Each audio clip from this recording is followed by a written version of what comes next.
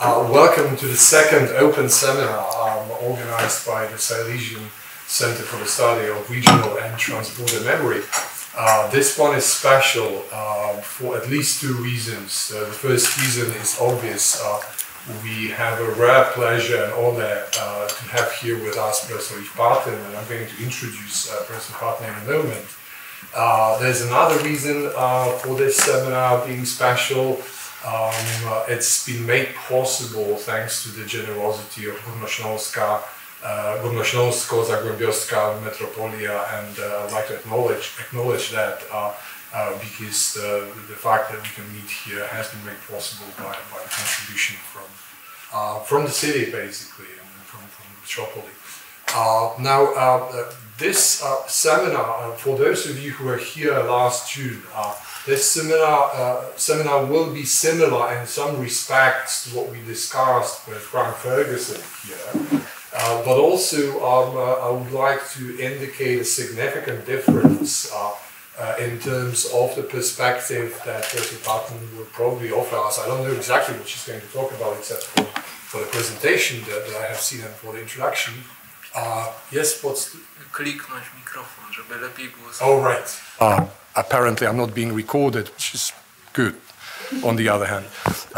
But I keep forgetting about the microphone. Anyway, this seminar will be different in the sense that what we had here in June and what Frank Ferguson discussed was a specifically Northern Irish perspective, also on the border, but his focus was mostly on the geopolitical situation in Northern Ireland these days.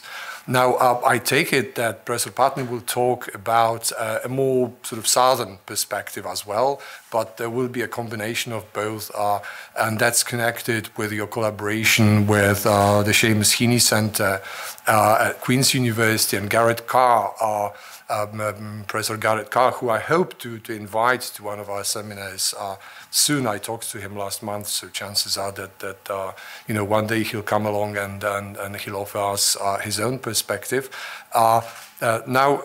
Today our focus is on what Professor Patten will talk about.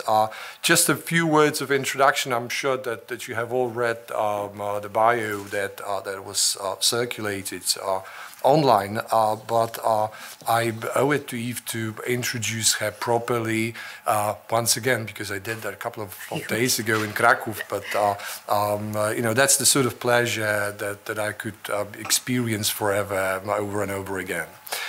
Eve Patten is director of the Trinity Long Room Hub Arts and Humanities Research Institute, and also professor of English at Trinity College Dublin. A scholar of 19th and 20th century Irish and British literature and cultural history. She's editor of the volume of essays, Irish Literature in Transition, 1940-1980, and also author of a book about representations of Ireland's revolutionary decade in English writing, Ireland, Revolution and the English Modernist Imagination.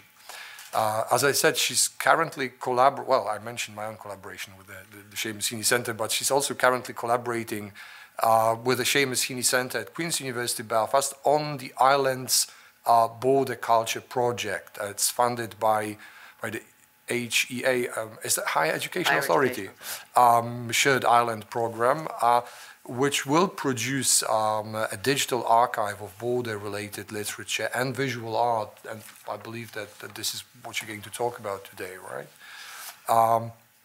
Now, I believe that the implications of studying the Irish border and its culture go well beyond the borders of Ireland and even beyond the island of Ireland. So I think we can expand the focus of the discussion that will hopefully follow your presentation to include some other contexts, possibly some local and regional contexts. And I know for a fact that Professor Patten is also familiar with some consequences of removing borders in Upper Silesia and establishing new ones and shifting regional borders and also state borders. So I hope she will not mind exploring those dimensions and talking about borderland communities or regional issues in general. Right? The floor is yours. Thank you very much, Leszek. And first, sound check. Are we happy? Yes, excellent. Well, good morning, everybody. And thank you, first of all, to Leszek. I've learned a great deal from your esteemed professor about the border situation and history in Poland, and of course it's helped a great deal with the project I'm going to talk about. And my thanks as well to the university for being such generous hosts. And most important, thanks to all of you for coming along. To hear about this project, I'm going to tell you a little bit about the Ireland Border Culture Project, and we'll look at some images and material from it in relation to the context of studying and discussing the Irish border from a very interdisciplinary viewpoint. I'm a literary scholar, but I've worked with colleagues across different genres to work on this topic. One of the terms that I'm going to try to explore with you is from a Belfast social anthropologist. It's the idea of a cultural borderscape. So we set aside aspects of the political narrative and look instead at how culture responds to and in the end produces new versions of a border identity or a border culture. And I'll come back to that. But let me start with the image that you can see on the screen. On the right-hand side, you'll see a little green hut. And this is one of the original customs posts that was set up on the Irish border after partition for monitoring goods being moved across the border. Now, when I was very young, about 7 or 8 years old, I used to go with my father, who would fish the lakes on a road that runs right behind this little hut. And this hut is, if you look at the top darker shadow on the map, it's more or less where this hut is. It's on a tiny back border road between County Fermanagh in Northern Ireland and County Donegal in the Republic of Ireland. So one is in the north and one is in the south, but of course we're actually travelling across this road more or less from west to northwest, if that makes any sense, which it shouldn't. But of course, as a 7-year-old child, I would cross this custom post and think, one day I'm going to live in that. It was my fantasy. About a year after that, this road was closed. After the start of the Troubles in the early 1970s, the British military closed most of the small back border roads. They kept the main roads open because they could police them, but all the others were closed either by setting off deliberate explosions to destroy the road surface, or they put up large stones, boulders, walls, so nobody could cross. So I didn't see this custom post for about 20, 25 years. And then very slowly after the IRA final ceasefire of 1997, these border roads were opened again. And I drove along this road and saw this customs post. And to my surprise, it was perfectly preserved. The locals had kept it painted, they had kept the roof restored, they had made sure that the dry stone walling which you see around it was all perfectly kept and in order. They'd even planted flowers around the edges of it. And I couldn't understand this. Why, in the middle of this back road border community, which was mainly Catholic and nationalist, a farming community which had been completely disrupted by the border, why would they preserve this memento of the border, of the customs post, and of an administration that they had nothing to do with and nothing to gain from? So really what it suggested to me was that sometimes on the ground or at the grassroots, there are cultural ideas and social ideas, very local to place, which are removed from or distinct from any political creations or organizations or administration that happens at government level. Now, this is very obvious, and you all know it.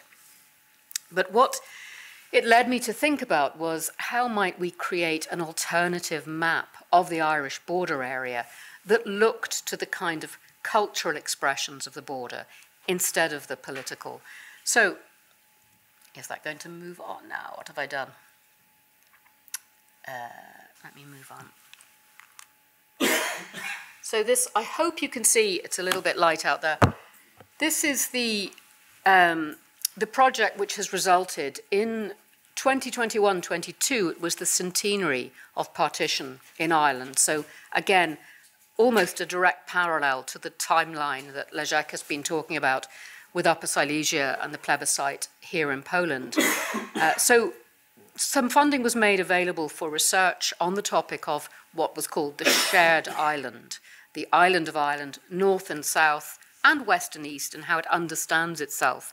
So I applied for a small amount of funding and got enough to collaborate with Dr. Garrett Carr from Queen's University, who I know we hope can come and visit at some point through Leszek, and a couple of researchers who helped assemble some of the material. And we decided we'd try to put together a website archive, which you can all go and look at, even though it's not finished. And the address is up there, borderculture.net, or you can just Google Ireland's border culture, and it should come up. It is very far from finished, so there's a health warning on it. But we've had so much interest in it, we thought we'd release it to the public in terms of what we can make available. Quite a lot of material is still waiting for copyright clearance and permissions.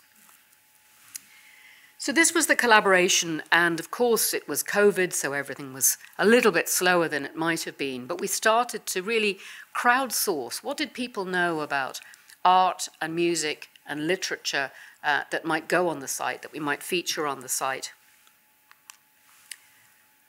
And if you open the site, this is more or less what you'll see. A map of the border, and if you look on the right-hand side, you'll see that you can open, we hope, when it works. First of all, different genres. So you can open, for example, poetry, and that's what I'm showing here on the screen, and click on various places on the border that have been the site for poems about the border. You can look at prose writing, and there'll be many writers there that you're familiar with. You can look at photography, and I'm going to come back to that, and visual art and painting, and also travel writing and memoir. So with a little bit of fudging around the idea of which genres to fit in which place. We covered genres. We have a section where you can look at decades, and I'm going to come back to that as well, or you can click on connections, and these are where we tried to think of themes that weren't quite as predictable as what you might normally find on, say, an official government website. Whereas a government website about the border would have things like law and order or education or something like that, we tried to think of themes that perhaps people might be surprised by, and Garrett Carr at Queen's, as a creative writer, was very keen on this. So you'll see, for example, that along with connections to do with trains, which is more predictable, we have one about bachelors. All of this material came to us from the border area about unmarried, lonely farmers, men, who are represented very, very heavily in the literature and the portrait of the period. And this is for demographic and sociological reasons that go way back. But we decided, yep, we'll make that a theme. So this is what is on the website. And what I thought I'd do for the next 10 minutes or so is just give you a few snapshots of the kind of artifacts that you might come across and talk about how they fit into this broader idea of a cultural borderscape. Thank you, Leszek. And do stop me, please. If you have questions or you want to look at something in more detail, let me know. I'll just explain as well that how many people here have designed a website or had a go? Yeah? I thought it would be quite easy. I had no idea just how difficult it is and how much you have to work around in terms of navigation, in terms of sizing, in terms of coding. So we worked with a design company in Dublin called NoHo, who are very good at working with academics who have no technical capacity, and thank goodness. But let me show you some examples, and then I want to talk about two questions in particular that have come up for me to do with the border from this work. So, as a literary scholar, I had expected that most of the site would be dedicated to literature, to novels, to poetry, to drama. What took me by surprise was just how much, in the end, it was visual art that carries the expression of the Irish border, almost predominantly. And this is right from early 20th century painting through to, as we'll see in a minute, contemporary photography. And it did make me think about the capacity of the visual to convey some of the ironies and nuances of a border culture that perhaps are more difficult in literary form, and that might be something that from your own experience, the MA students who are with us, you might want to think about. But this is one of my favorite pieces on the site, and it was a painter who's almost unknown, Greta Bowen, who only came to painting quite late in life. And this is a painting called The Customs Examination. So it's a 1940s painting, we can't date it exactly, of the Irish customs, the border checkpoint for goods and the passage of goods. Somewhere on the border, this is a non-place specific item, and you'll see that Bowen has painted in a faux naive style, an almost childlike representation of quite a jolly scene of the cars travelling both directions down the road and the customs men, obviously at this point in the 1940s, with no weaponry, there's no military infrastructure here, simply checking identity and checking the passage of goods. And the kind of innocence of this scene, even in the 1940s, is, I think, a little bit tongue-in-cheek from the painter, because, of course, already in the 1940s, the idea of the customs post that represented the border between Northern Ireland and the Republic of Ireland was already very fraught with political tension. So this childlike rendering of the border at this point is intriguing to me and is juxtaposed with the images that probably you're all more used to seeing of heavy-duty policing and military checkpoints, and now, of course, the techno border, which I'll be talking about a little bit later. So visual art then has become very important, and the other thing about this piece is one of the difficulties we hold, the challenges we've had with the site, as you can imagine, is balancing the chronology so that we have as much from the earlier decades of the period of partition as a more recent history. We didn't want a post-Troubles history from 1969 to the late 90s. We didn't want that to dominate, and we didn't want the more recent history of the border's convolutions during the Brexit debates. We didn't want that to dominate either, though, as you'll see, there's a lot of material about that. So we're working very hard to find more obscure material from the earlier period of the 20th century. This is an example of the many poems that we show on the site. And this is from a poet that maybe, Leszek, your students have come across, Paul Muldoon, a contemporary poet and now living in America. But this is one of his early poems about a village near where he grew up. And he grew up in the county of Armagh, so a county that would be very familiar with the border and the Boundary Commission. And he's writing about the boundary and the drawing of the borderline, which didn't happen till some years after partition itself. It was the mid-1920s when authorities came in to actually draw the line on the map, the Boundary Commission, and it was a very controversial process, as you can imagine. So the poem itself is very short, so, do you know, I think I might read it. The worst thing you can do as a lecturer is put text on the slide and then ignore it. And I'm sure you can't see it from here. But Paul Muldoon is a very playful poet, a very ludic poet, with lots of irony and comedy. And he features in many poems a kind of picaresque Irish trickster figure called Go Lightly. So even his name, Go Lightly, is meant to sound Irish, but it's also that he's a kind of devious trickster figure. The Boundary Commission. And this is from 1980. You remember that village where the border ran down the middle of the street, with a butcher and baker in different states? Today he remarked how a shower of rain had stopped so cleanly across Golightly's lane, it might have been a wall of glass that had toppled over. He stood there for ages to wonder which side, if any, he should be on. So there, of course, you get that little enigmatic ending, and the which side of this point in where the rain seems to stop and it divides the village. Which side are you on geographically, but also which side are you on politically with the history of the Boundary Commission. And we've twinned this, we've tried to twin images with relevant texts. So in this case, we've taken a little bit of the original Boundary Commission map, and it's quite shocking now. And I remember, Leszek, looking at some of the maps that you studied in your own project, when you can see where the border might have been drawn, because they had several goes at it and they kept changing it. And looking at little villages that I know, like Rosslea here, which is now south of the border, that might equally have been north of the border, just the stroke of a pen on a particular day that made that change. So the Boundary Commission is this very fraught and fragile and difficult process of literally drawing lines on maps, matched up here with Paul Muldoon's poem. A couple more things to show you from this section of the talk, where I just want to show you how the site operates. And again, do stop if you have questions or thoughts.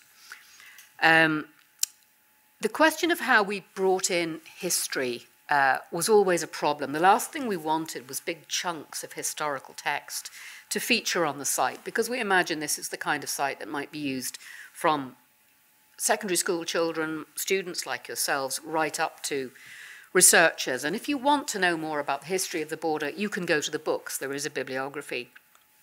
But I was very keen to register some of the kind of historical sources that lend themselves to this topic. And this one is particularly interesting. Over the past couple of years, I've been working with a visual artist who is a filmmaker called Mairead McLean. And she herself is from the border, from County Tyrone. And this is a part of a sequence that she's done called A Line Was Drawn. And it just features herself, the artist, drawing lines in various strange places. There's one photograph, for example, of an art piece she's done where she's drawing a line, literally, on the border between the sand and the sea on an Irish beach. And of course, the line can't stay, it's going to be washed out, so she'll go and do it again. But this one is of particular interest because she works with historical archives. And this is an archive document that's held in our records office in Northern Ireland called the Register of Seizures. And this is the book, the ledger, in which customs officials kept all the records of smuggling that happened into Ireland and then across Ireland. And when she looked at the relevant dates, she came to the page in this record of smuggling where there was a gap and a line was drawn. So the line, and it's very hard to see on this, but the line is drawn from the last entry before partition, which was back in March of 1916, when some goods were smuggled into the port of Newry that were coming across from Wales. Then there's a gap, and of course this is the period when in Ireland we have the Rising, we have the War of Independence, we have the Civil War. It's very difficult to keep any kind of order. And then the entries start again in 1924. So they start after partition, and now all the records of smuggling are cross-border. So it's people smuggling goods from the south into the north across the border or in the other direction. So she's made an artwork about this, I think bringing a contemporary interest, and particularly a Brexit-era interest, into contiguity with this archive document that shows literally the line in the administration of the state that featured after partition in 1921. Okay, just time for a couple more. Now, we don't know if this one will work. Because, needless to say, the tech does not transfer happily. But one of the other things that I was so pleased about with the site is that we've been able to feature music. Now, we haven't been able to feature actual music because we don't have enough money to pay the rights. Musicians charge a lot of money. But I was very keen to provide a map that did chart the fact that if you were to walk along the border or drive along the border, it's very often a musical journey. Some things will take you by surprise. Of course, there is a huge interest in traditional music, traditional folk music along the border, and on one side of the border as well, in fact on both sides, we still have loyalist music, the orange flute bands who play on the 12th of July, who are loyalist Protestant flute bands. But in addition to that, who would have thought, and maybe this happens in areas of Poland too, there is a huge interest in country and western in the border area. And some bands, there's one in particular we feature on the site, his name is Big Tom, and he leads a band called the Mainliners. And Big Tom and the Mainliners, they're a country and western sensation. people will travel to border venues for miles to hear them. Don't worry, I'm not going to inflict him on you today unless there are any closet country and western fans.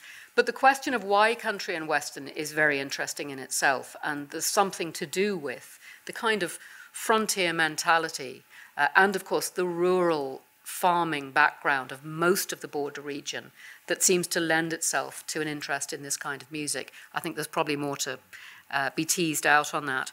But I just want to show you a contemporary folk singer, Lisa O'Neill. Now, Lisa O'Neill, I'd say, would be maybe 30. She's extremely successful. I think she's probably the best modern folk artist for me working in Ireland today. But she's young, so she's born long after the end of the Troubles, and certainly a very long time after partition was seen as an issue. And yet this is a song, we might be able to hear a bit of it if Spotify behaves, called No Train to Cavan. Cavan is one of the border counties in the south of Ireland, and it's where Lisa O'Neill comes from. And one of the songs, in fact, it lends its name to her album, No Train to Cavan, reflects the fact that the border counties were completely forgotten in the mid-20th century, and gradually all of their local branch lines or rail lines disappeared. They were closed down. And only these very poor roads were left. And again, I think looking at the physical infrastructure of the border area was something I didn't expect to be doing with this project, but it does have a kind of cultural footprint. So in this song, Lisa O'Neill, who's got a kind of mournful, gravelly voice, I'm not sure if you'll like it, but she sings about the fact that there's no train to Cavan, you can't go anywhere, you can't get to Belfast, you can't get to Dublin, you're stuck there in Cavan, and here she is at the railway station, the deserted railway station, unless, and we'll probably not get this far in the song, you drive across the border to get petrol for the car, because car is cheaper across the border in Northern Ireland. So we couldn't get my embedded song to play, but let me just see. Are there any music fans here? We'll not get as far as us singing across the border, but you'll hear.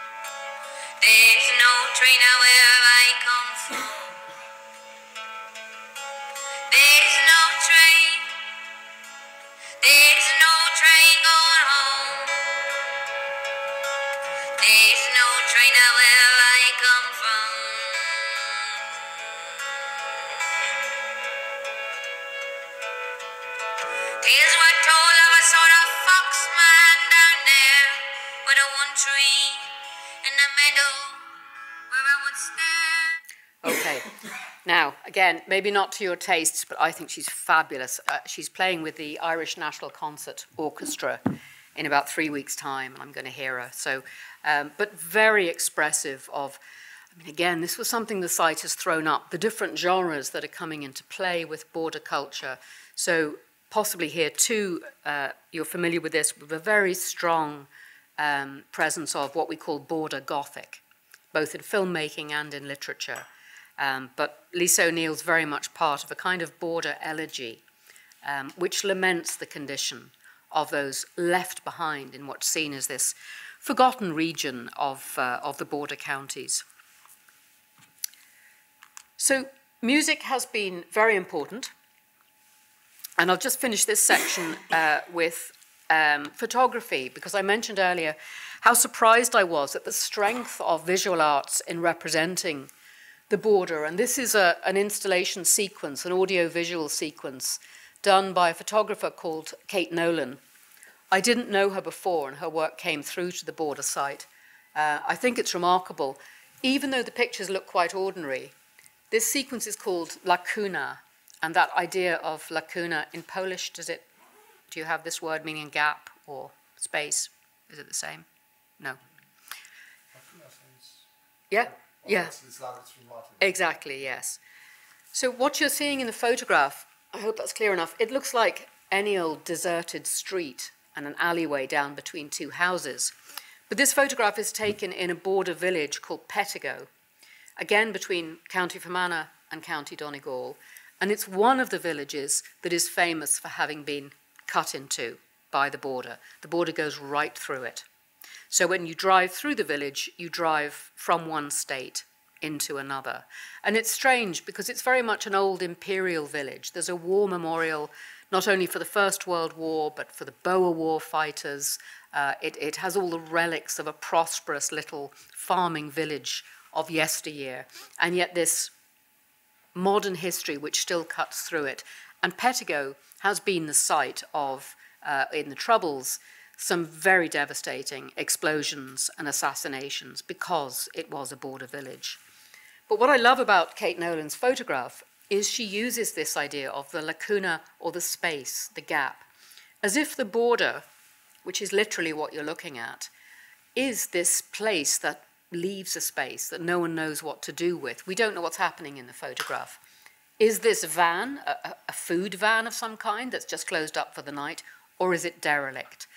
Are the flowers being tended or are they dead? It looks sinister, it looks decrepit, and it's a space that is full of uncertainty. So I think she's done a brilliant job of using the border theme in a very subtle way. And it's something, again, that perhaps photography can do, or ideas can be prompted by a photograph that are more difficult to capture in prose or poetry.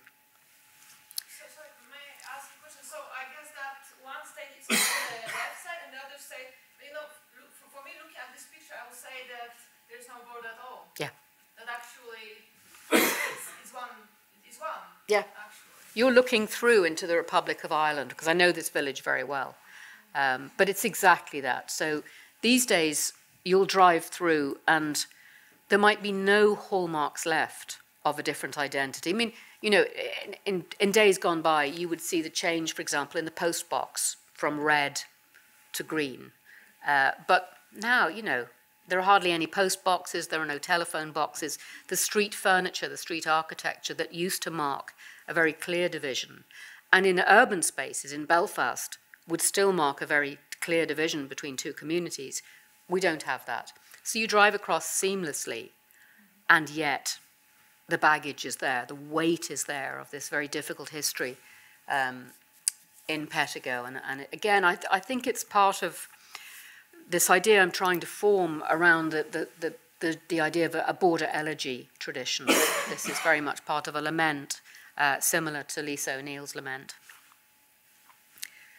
But I like it. I've never really studied photography, and this has made me be a bit more appreciative, you know, that it's not just clicking the camera. Obviously, when we started the site, there's a huge amount of photography that we could have used from journalistic sources.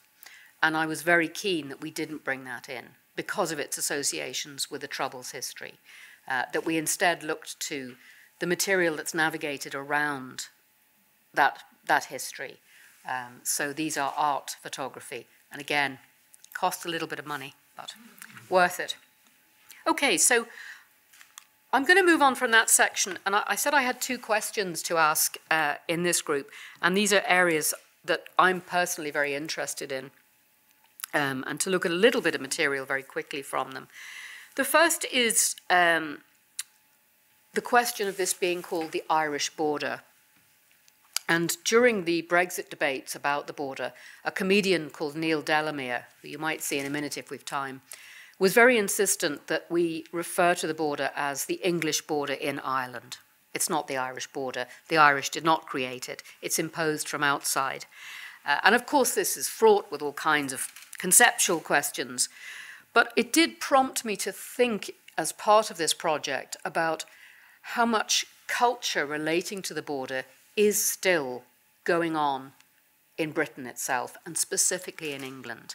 How much recognition of the border was there in British culture over the century of partition? Because many historians and many cultural historians would suggest that while the story of the Irish in Britain, the emigrants, is very strong, Ireland after partition, when the idea was that the Irish question, it had just been solved. Partition's fixed it. We don't need to pay attention to it anymore. It meant that, in the words of one historian, Ireland was forgotten. But I don't think it was, and I think the border does show up in various places in British culture through the 20th century, and particularly in cinema. So I'm going to look very quickly at a couple examples. I'm sorry I have no clips, because you can get them on YouTube. But to show you two mid-century, mid-20th century black and white films in which the border features, and I'll do this very briefly, partly because they're both really awful films, but this is a clip or a still from a film from 1937 called Oh, Mr. Porter. And it is a comedy starring a very well-known British comic actor, Will Hay, who is a railway porter, or a railway official rather, in a lovely English village town where everything is happy. And then one day he's told, you have to go and resettle and run a railway station in a little town called Buggles Kelly on the Irish border. So he's shocked about this. He doesn't even know where the border is. And in fact, nobody knows where this village is. And this is one of the very many films of this period where everybody crowds around a map and tries to figure out where the Irish borderline is, because it's so confusing. And I'm really interested in the way that maps, as this kind of meta-geography, feature in films of this period. And I'll not bore you with it now, but if you look at, can you see the line? I don't know if you can see the line of the border that they're trying to analyse to work out where Buggles Kelly is, but it's completely wrong. I mean, whichever version of the Boundary Commission you look at, that's not the line.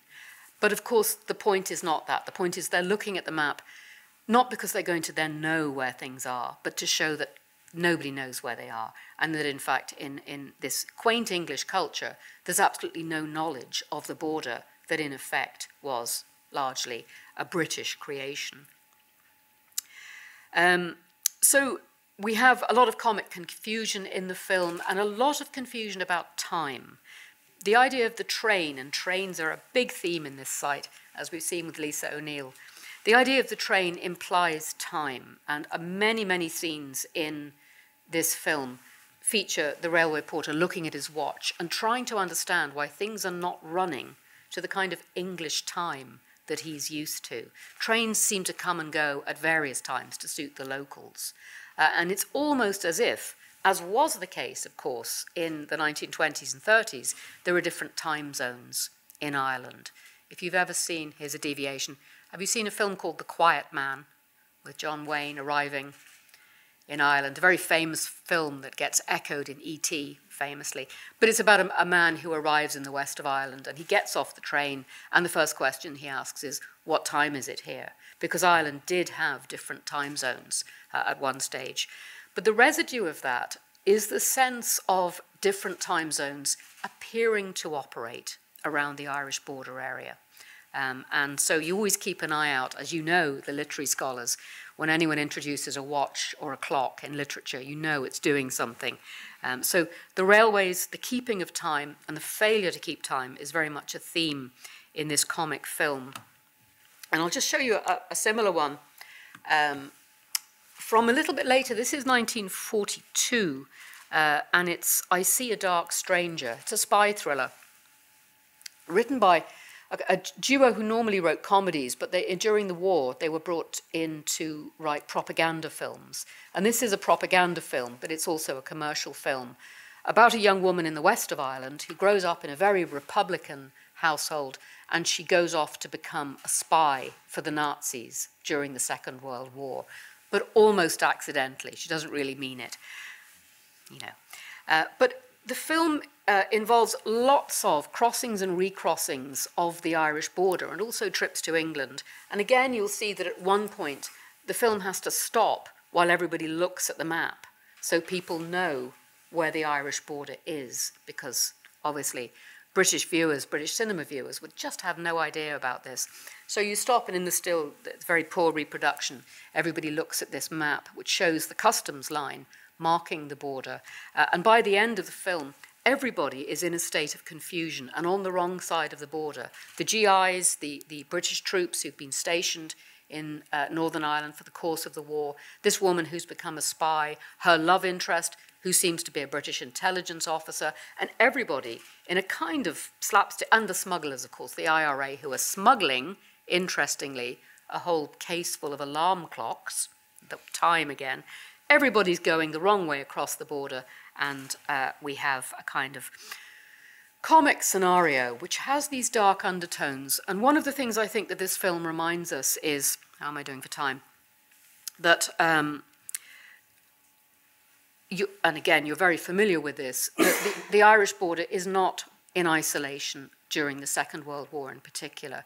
There is a huge consciousness of European borders, particularly in British culture and in English culture specifically, as a result of the Second World War, because what's on everyone's minds is, first of all, what's happening in the wider Europe after the Anschluss and the moving of territory and legislative control under National Socialism. So Austria, where is it? Where is its border with Germany? And so on, and you know this history.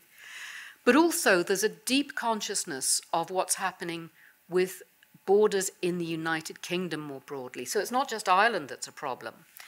Now there's huge paranoia of what might be happening in the other regional nations, the Scots, the Welsh, and the Cornish from Cornwall right down in the south of England, which is always seen as a little bit rogue, a little bit dubious. These are the areas in which there's most panic about fifth columnists and spies and terrorists plotting to overthrow the British government, taking advantage of the war. So Ireland is really serving as a model for a much more general fear about England's own borders. And you'll know that all the kind of cultural identity of England in the Second World War was about the island nation. Of course, they weren't an island nation, but that was the rhetoric. We're an island nation. We must protect our sea borders. We must preserve our integrity. So this kind of border panic that is intensified during the Second World War shows up very clearly in this film, and we hope eventually on the site we'll be able to show some footage of it. There's lots that I haven't finished on this theme, and I'm not going to labour it now because I want to finish on another question. But this is a story that isn't on the site yet by Daphne du Maurier, and I'm going to look round to see if you have heard of Daphne du Maurier. Have you seen The Birds, Alfred Hitchcock's The Birds? Yes, horrible, terrifying film. So very much of the same period, Daphne du Maurier wrote The Birds as the original short story. And she also wrote Don't Look Now, which is set in Venice. I hope you've also seen that. This is very much border Gothic coming through now, because one of the stories in this sequence is called A Borderline Case. I haven't been able to date it yet. I'm estimating it's about 1971. But A Borderline Case is a long short story. It's really a novella about a British army officer from the Second World War who has turned to the other side. He's gone to hide out just south of the border in Ireland, and he's fighting as an explosives expert for the IRA in their border campaign. And a young English woman who's a journalist goes to try to find him to write a story about him. So far, so good. She does find him. She falls in love with him. So far, so good. But we, the reader, gradually come to suspect, and indeed, in the end of the story, not to do spoilers, it seems to be the case, in fact, he's her father. So not only do we have a kind of Gothic narrative updated from Daphne du Maurier's usual turn-of-the-century pirates to the Irish border area, not only do we have an English officer who's creating border explosions for the IRA and have gone over to the other side, but we have an incest narrative. Now, as I say, I'm still trying to work on this psychodrama, but it seems to me that fortunately du Maurier does give us yet another example of this sense of the border still being in the kind of psychic hinterland of an English culture that on the surface would rather have forgotten about it. So I was very pleased to have this story, and I'm going to do a little bit of thematic analysis on it before it goes on the site and try and find out. The border officer, the British commander that du Maurier is writing about is based on a real figure who almost certainly did change sides and go to fight for the IRA. So there's also some legal ramifications in talking about it. So What I've hoped to show with that is that one of the things I'm interested in from the site is to show not only Irish responses to the border, but broader British and English responses, and indeed, I hope there will be more down the line international treatments of the border theme. What I'm going to finish on, and I'm sure you're desperate for coffee, I just want to talk a little bit about comedy, because this has been one of the things that we were most, I suppose, hesitant about introducing. The border is, as you know, Leszek, you've travelled along it, you'll know how frequently it's marked by memorial sites because of either explosions that have taken place or paramilitaries who've been assassinated, British soldiers who've been assassinated. So it's very much a site of memorials, and that history is something that we would be very, very careful about, that we must never offend those whose relatives were killed along the border, and that grievous history deserves respect from whichever side you're on. But one of the things that I think has come through more strongly than anything else in doing this archive is how much of the border culture is produced through comedy, and comedy of different forms. So comedy, as we've seen, and I'm going to talk about this in a minute, of the kind of British cinema history in the black and white traditional situation comedy, satirical treatments, and above all, slapstick. And I think slapstick is very important. I know, Leszek, you've written a little bit about the border in terms of Rabelaisian treatments, that it's a kind of, not quite carnivalesque, but a Rabelais site of disorder that resists order. And this is, I think, very appropriate to understanding the comic treatments. Recent cultural historians of the border have also looked at how often the border itself, as a physical site, becomes a place of what they call play. Now, when I say play, I mean cockfighting, boxing matches, dancing competitions, even street theatre, that the border has become a site where people engage in playful activity of one kind or another, though how much boxing and cockfighting is part of that. But I was very interested in this idea that people react to the border in comic ways, and I want to finish very quickly with just a few examples of that.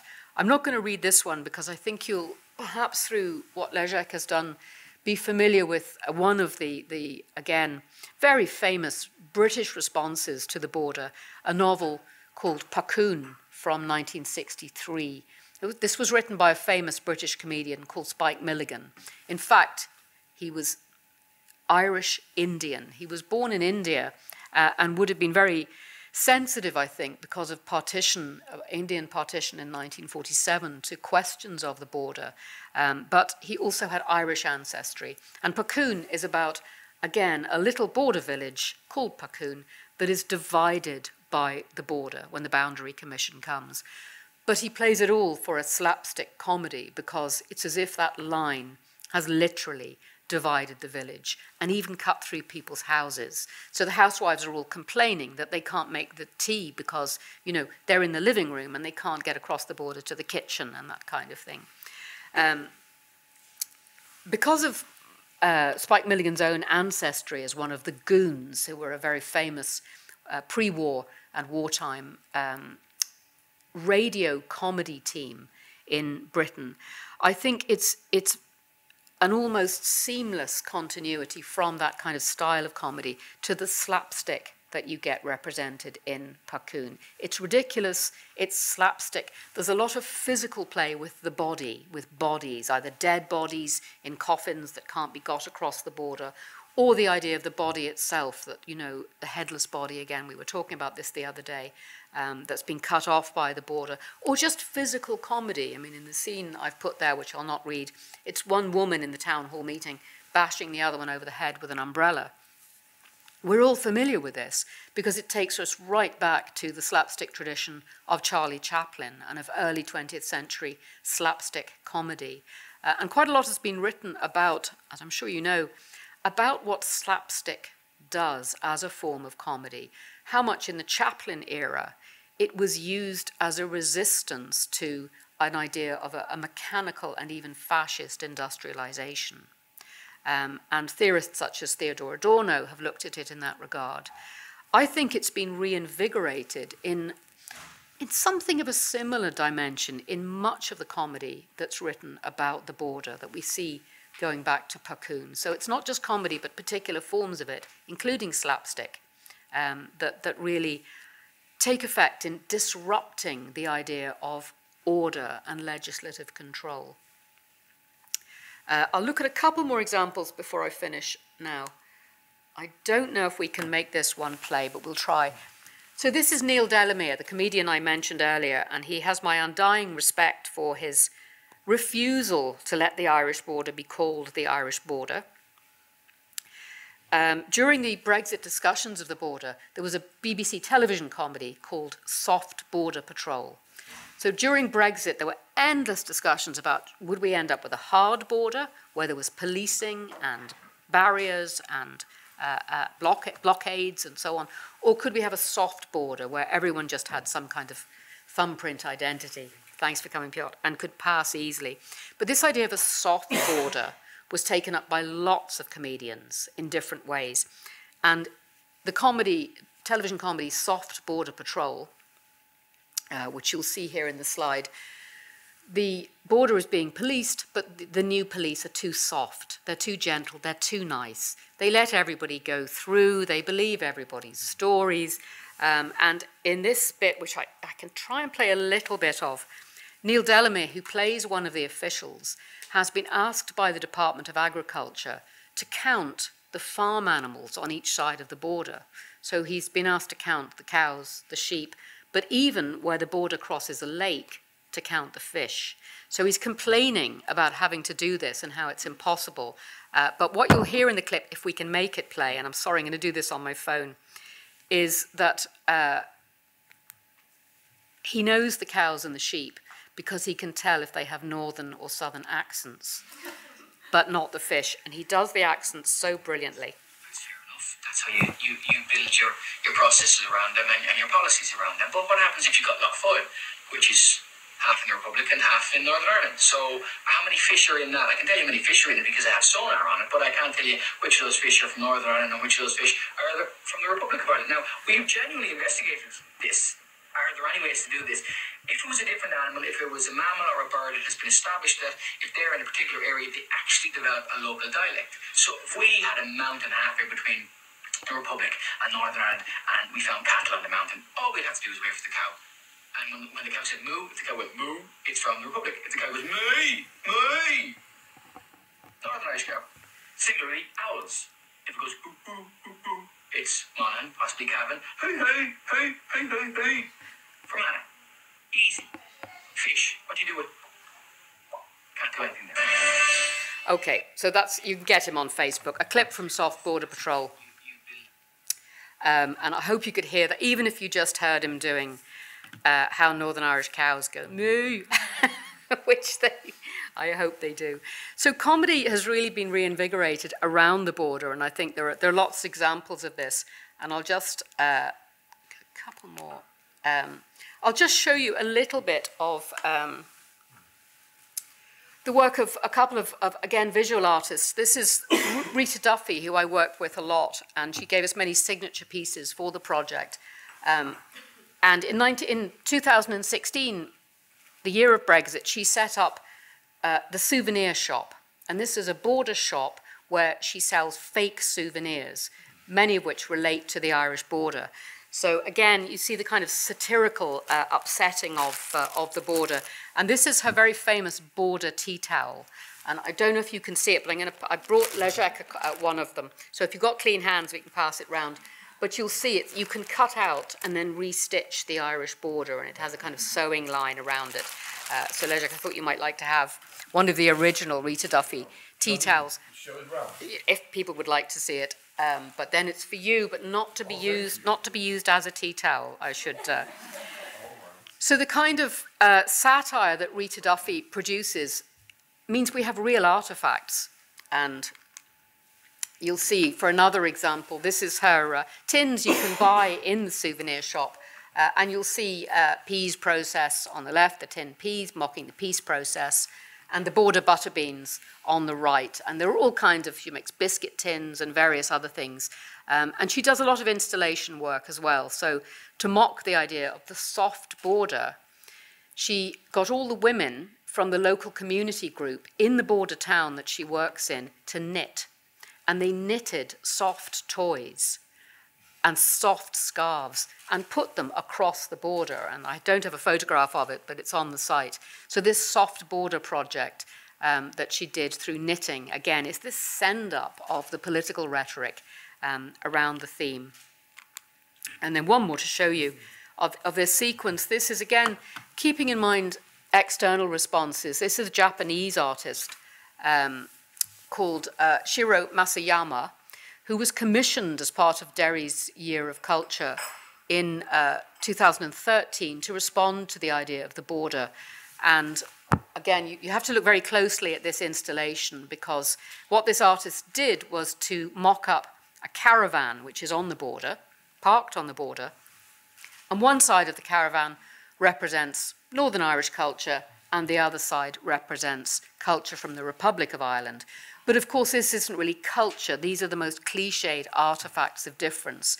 So you'll get, for example, the different modes of car registration plate on the left. Well, you can probably work out which is the Northern Irish side. And then most close to home for me, I don't know if you can see, but back towards the back of the roof of the caravan, you'll see a line of Tayto crisps. And Tayto crisps are the best brand of crisps in Ireland, but Tayto, famously in the south of Ireland, are different somehow to Tayto in Northern Ireland. And people get very panicky if they're from Northern Ireland and they find they can't get access to Tayto Northern Irish crisps in the Republic. Different flavour, different packaging, nobody knows why. So it's one of these cliches that's drawn out again and again to kind of mock the idea of division. And here it is, worked into an art piece. And you'll see on the site many more sites which set up this kind of comic lampooning of the border. What does that say? Is it a means of destabilizing political rhetoric? Does it create simply a kind of sideline diversion tactic, a way of talking round the subject rather than addressing it? And does it lend itself to the idea of a distinct culture? So this is one of the other questions that I thought I'd bring today as something that's come out of the project. I'm going to stop there because I think that's me talking for long enough, but perhaps, Leszek, we could pause and see if anybody has any questions or thoughts or comparisons, which I'd be very glad to hear. Thank you. Thank you very much for this presentation. Sorry, I'm going to switch it on. Thank you very much for this presentation. Thank you very much for all those lovely photographs, sounds, and you've exposed all our senses to border culture. It's time for questions, comments, ideas. Anya.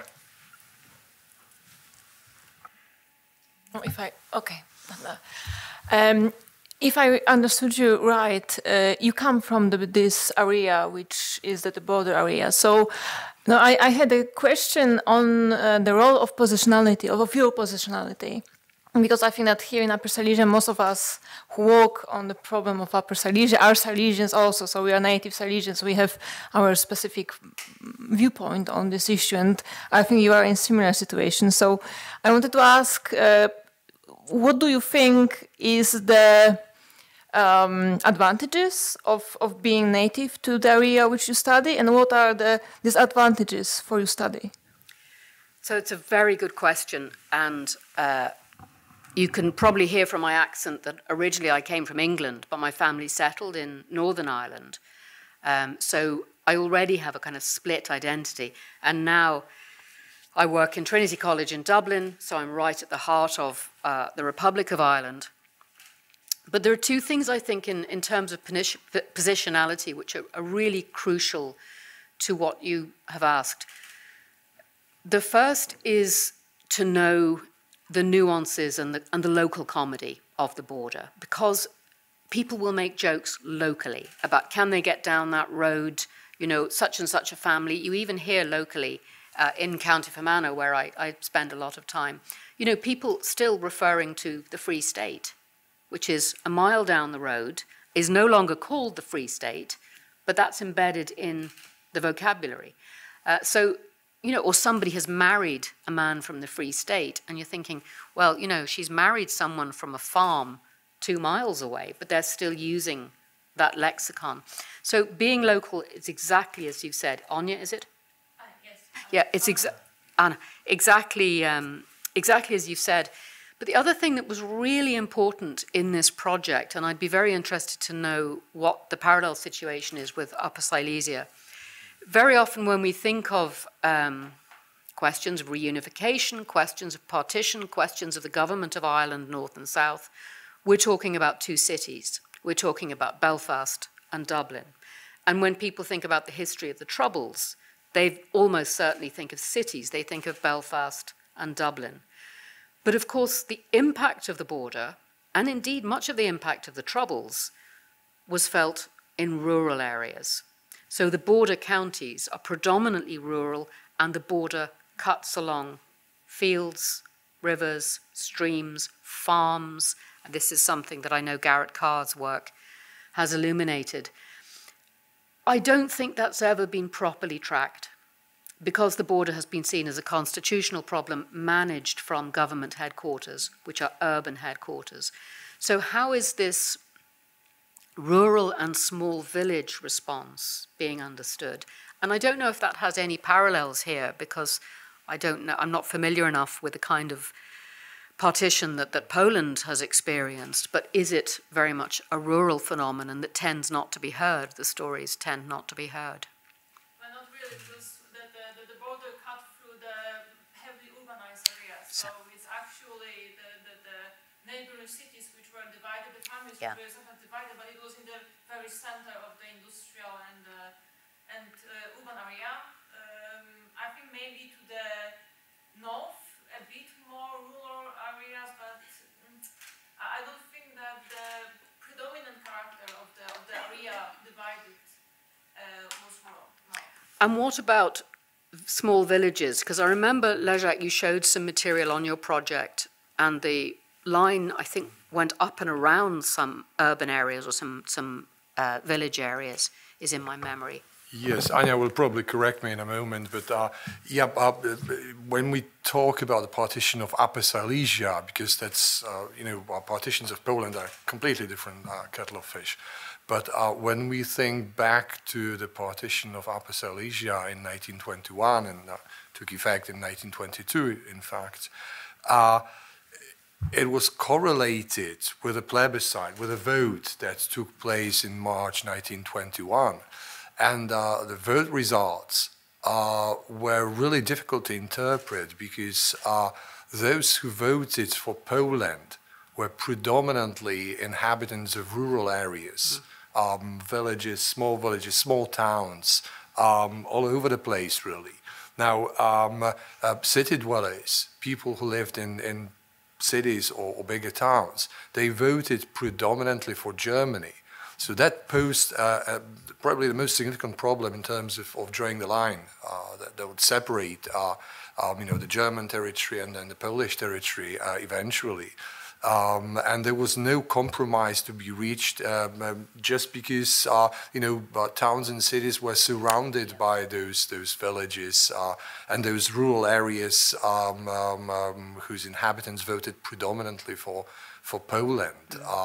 There are some ethno-religious issues involved in that too, but I think that they are of much lesser significance than in Ireland at that time. So that's I don't know whether Anya wants to expand on that, but that's probably the most significant distinction between what happened and how people responded to the very prospect of being divided.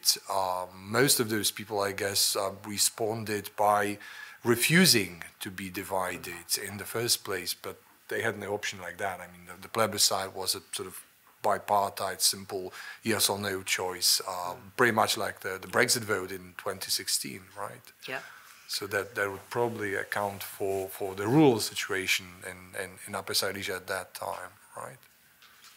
Okay, do you have any other questions? Anything else that you would like to comment on? I have a question.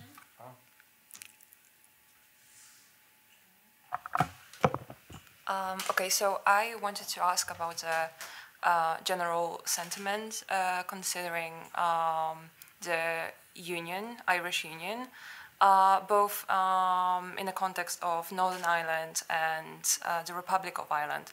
Is there any possibility that may happen in the future? And what about the also like general opinion? For example, in, I don't know, social media, if the topic is relevant and ongoing, because from my personal experience in social media, for example, a couple of days ago, I saw the photographs of road signs with Londonderry, and London was crossed out. Yeah. So I would like to hear more about how is, what are the sentiments? Yeah, yeah. Well, what's your name, sorry? Eva. Eva. What a big question. Am I still being recorded, Leszek? Yes. Okay, so... Well, we'll edit it out. We'll edit out if necessary, but it's such a... I mean, it's the key question, really. And under the Good Friday Agreement, which finally brought the troubles in Northern Ireland to a close as best as possible, the terms of that are that a border poll, as it's called, can only happen when the Secretary of State, the British Secretary of State, decides that the time is right. So the question of when that decision will be taken, nobody knows. Is there appetite for a border poll, and how would it go? What would the result be? Again, depending on which newspapers you read and which poll you listen to, some people say yes, it would pass. Most people say at the moment it still would be that Northern Ireland would remain in the United Kingdom. But I don't think looking at that kind of political news story answers your question, because, and speaking quite honestly here, I do think that we are moving towards what's not being called reunification, because that's a very politically loaded term, but we are moving towards what's termed either an agreed Ireland or, as in my project's funding, shared Ireland. So various systems and structures would be put in place, and are already being put in place, that work on a north-south basis across the border. And this will happen, for example, it's already happening, for example, in terms of health provision, that you'll get communities being able to cross the border to use hospitals in Northern Ireland, and a little bit less, though it is happening, shared health facilities across the border in the south of Ireland. It's beginning to happen in education. So we're certainly seeing reunification by default. Brexit has just accelerated it all, because the terrible mess that was made because of the Brexit vote has cut off Northern Ireland from the European Union. And this is a monstrosity, and it's not what people voted for, most of the people. So, as you know, there was a big story after 2016 where half of England, it seemed to me, were tracking down their Irish grandmothers and applying for their Irish passports. And of course, there was a lot of comedy about this. And it brought in a huge amount of money for the Irish government, because every time you apply for a passport, you pay, I don't know what the going rate is at the moment. So it was a big revenue generator, as well as being symbolically important. So I think, again, that's a sign of an understanding of Ireland that isn't the same as the Republic from 1948 or Partition Ireland in 1921. So yes, I think it will happen, but not in some kind of great victorious vote. I think it'll just happen by degrees, and is happening by degrees. And the Derry-Londonderry manifestation of this, well, we've lots of examples of that. And of course, Derry, most people now just call it Stroke City, because it's London stroke Derry, and the stroke is now what's used to refer to it. And Northern Irish radio hosts are always very careful to say Derry, Londonderry, as if it is now called that. So in a way, again, comedy is undermining, you know, the ridiculous aspect of it is being used to undermine the political difficulty. But if you'd asked me that question 20 years ago, 10 years ago, I would have said no, we will not be looking towards reunification. Now, Brexit and also the influx of populations from outside Ireland, because we've had huge net immigration, particularly from communities where, you know, they might already, within a family, have several ethnic identities. They might have come from a country which has experienced partition of several different kinds. They might speak several different languages. So the idea that these fossilized polarities matter, it's irrelevant. So I think that'll change things as well. You know, the fact that we now, as in Poland, have a large Ukrainian community and very many other different national identities that are part of an Irish identity. All these things have helped move things forward. But we'll see. Thank you. Not sure. A very good question to ask, but a very poor answer to it. We'll see. It's very difficult to answer a question like that. Any other questions or comments? Monika. It works. Thank you for your wonderful presentation, talk, lecture. I wanted to ask you about culture and politics, because you mentioned something like that you choose so-called cultural or culture instead of political, so-called political. I was wondering if it is possible and if those artworks can be seen as political. And my second question is about women's particular role in border culture and about gender perspective on those themes you talk about. Thank you. Lovely, two lovely questions. And the first one, of course, I'm not to any degree separating politics and culture. We can't do that. But what the idea of a cultural borderscape is trying to do is to look at cultural production at a grassroots level rather than come at it from a political line. Okay, yeah. So some of it doesn't even fit any kind of border narrative, but it still refers to the border area as if by accident. But one of the other things that the project aimed to do, that we'll probably run out of time on this, is to try to assess how much funding had been provided by the Arts Council funding sources, thank you, on both sides of the border for border cultural activities, border theatre, you know, how much received money and funding and support because it was on the border. Because again, that's a very interesting question.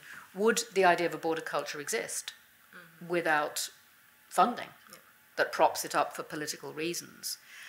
So it's all part of a very difficult matrix, I think. But no, these are very often, and particularly as you see with Rita Duffy's work, for example, they're political interventions. And I see the comedy more broadly as a political intervention, but expressed through cultural artifacts. So you've a very, very skillful reorientation of those terms for me. Thank you. The second question is fascinating. When we first started the site, and mainly we were going to what we knew, which were writers, we just had a wall of men, photographs of men's faces, writers' faces. And I nearly gave up at that point and thought, this is terrible. But of course, we began to adjust, to look harder, to find material, and it's astonishing how much photography, for example, and how much visual art is produced by women, so that's very well represented. We've lots of women writers that we've brought in, particularly from the contemporary period. I think the other thing that, of course, I hope this isn't essentializing again, but there are some artworks on the site that are more attuned to the domestic impact of the border.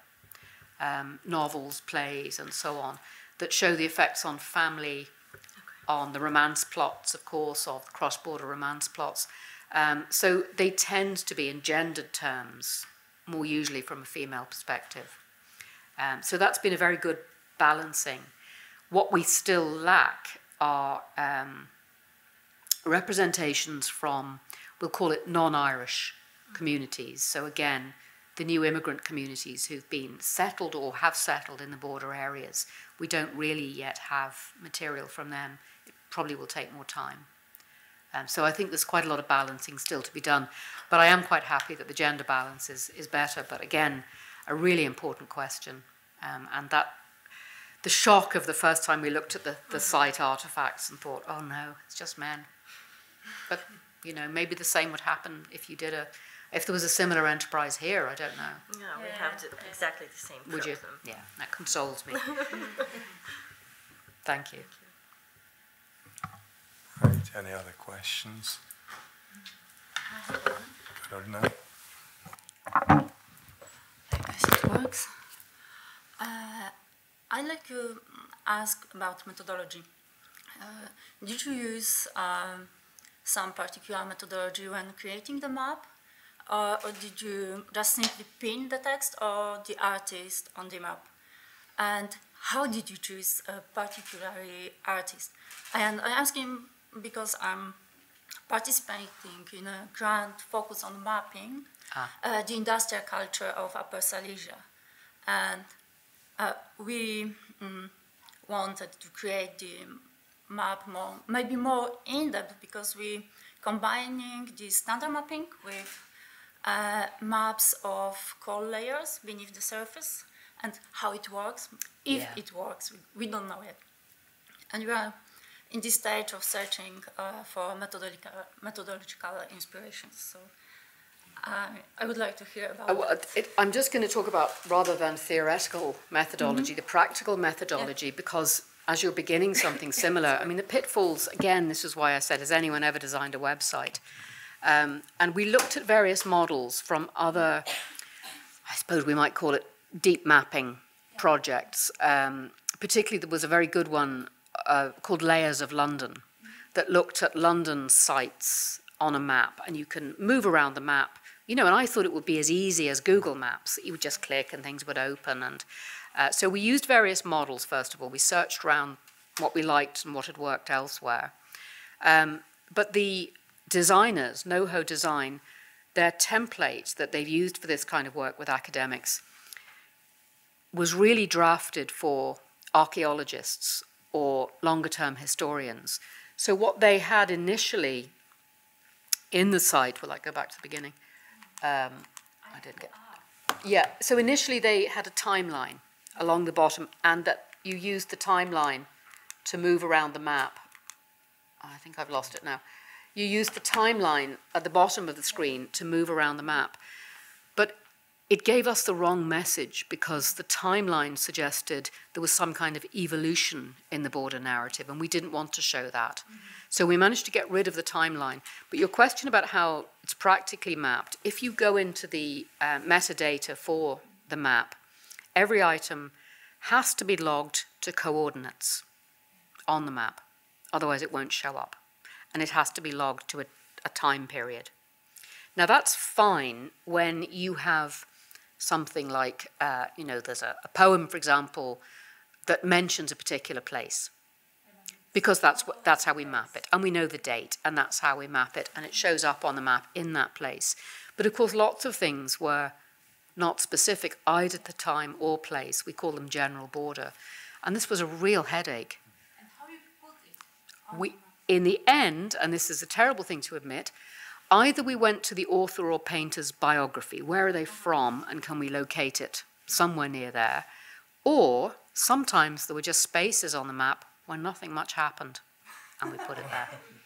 But there was no better way to do it, and some areas were more crowded than others. There are stretches where there are gaps, though it's not as difficult as I thought it would be.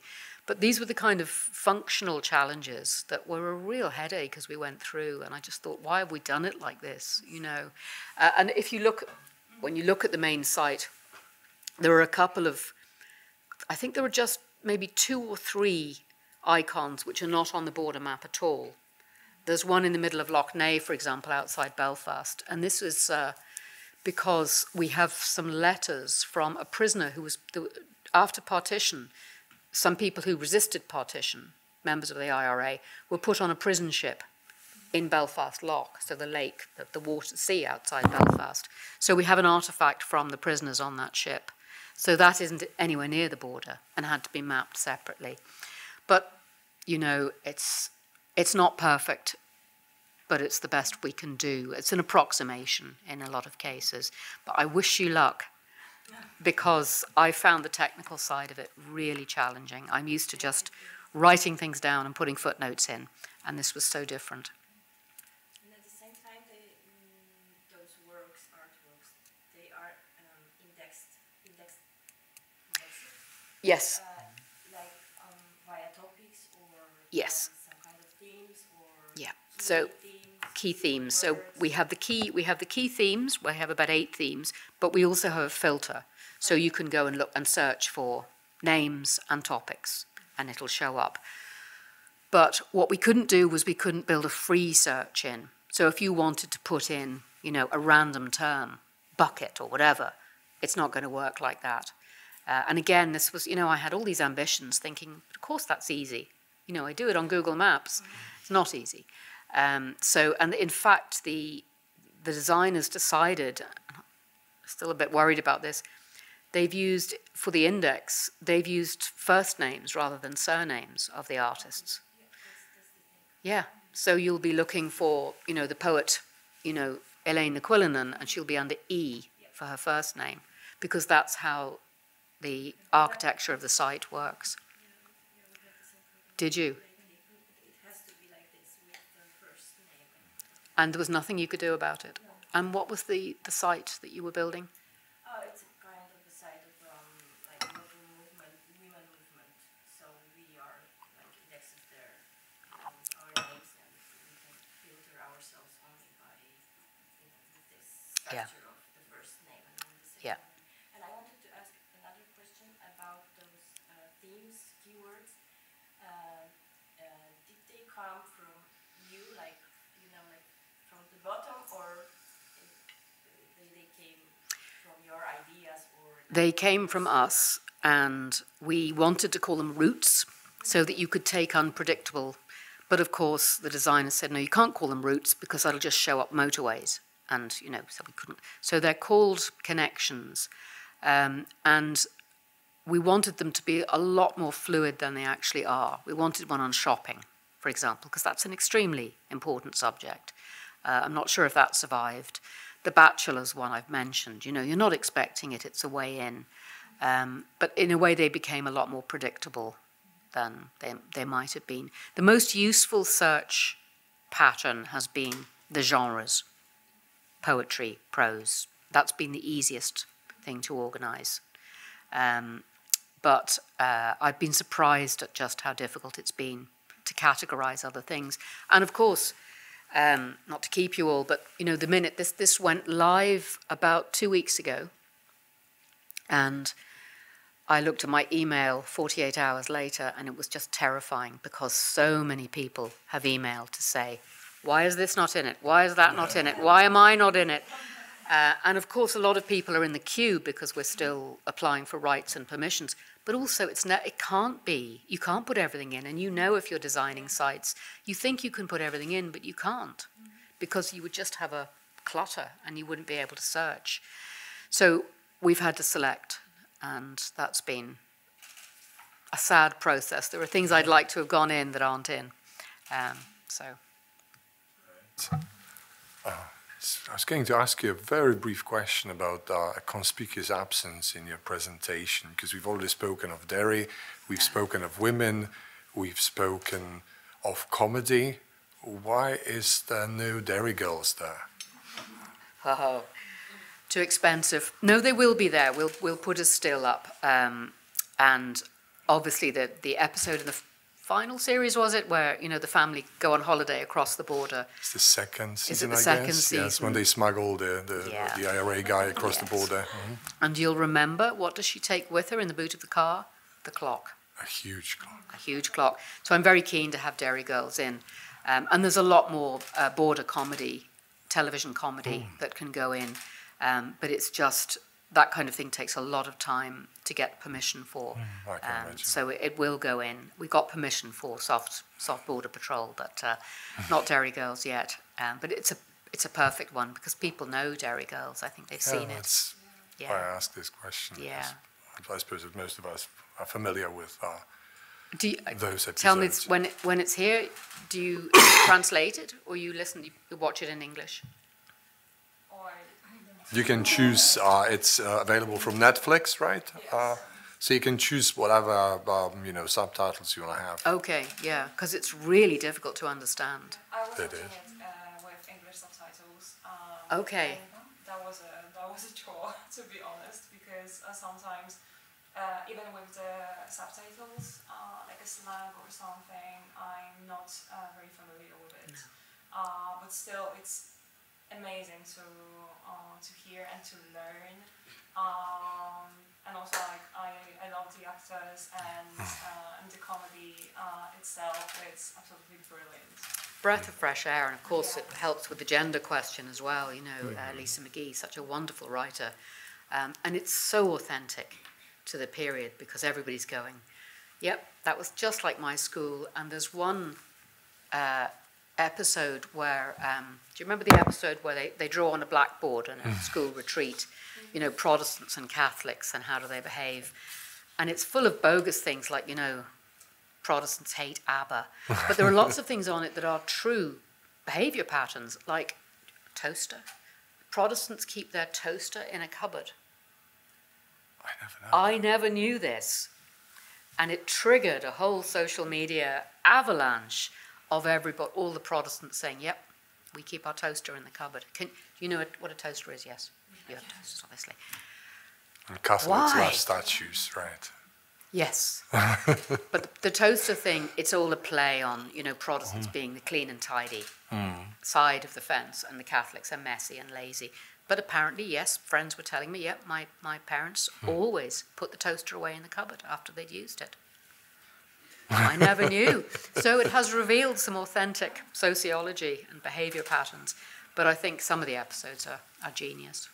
Anyway, you don't keep your toasters in the cupboard in Poland. No. Not really, not that I know of. Maybe you'll start.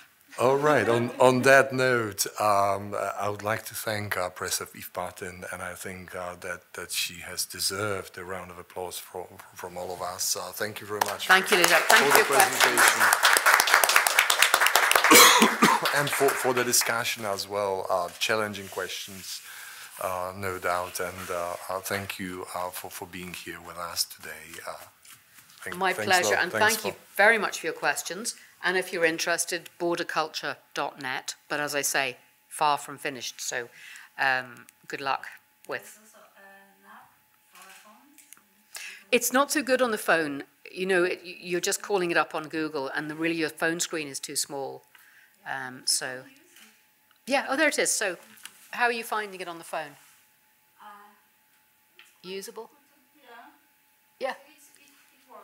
Yeah, and you should be able to share. So if you were teaching, you should be able to export the items, and ideally with the permissions, but anyway.